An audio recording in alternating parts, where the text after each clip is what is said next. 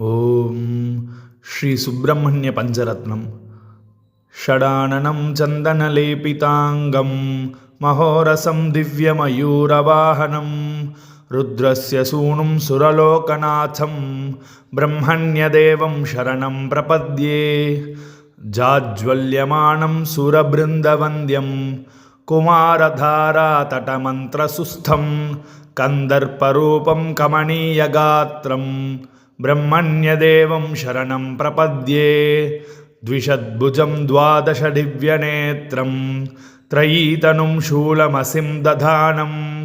शेषावतारं कमनीयरूपं ब्रह्मण्यदेवं शरणं प्रपद्ये सुरारिघोराहवशोभमानां सुरोत्तमं शक्तिधरं कुमारं सुधारशक्त्यायुधशोभिहस्तं ब्रह्मण्यदेवं शरणं प्रपद्ये इष्टार्थसिद्धिप्रदईशपुत्रम्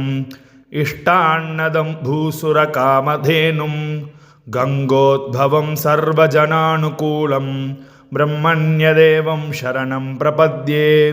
यश्लोकपञ्चकमिदं पठते च भक्त्या ब्रह्मण्यदेव विनिवेशितमानसः सम्प्राप्नोति भोगमखिलं भुवि यद्यविष्टम् अन्ते स गच्छति मुदा गुहासाम्यमेव।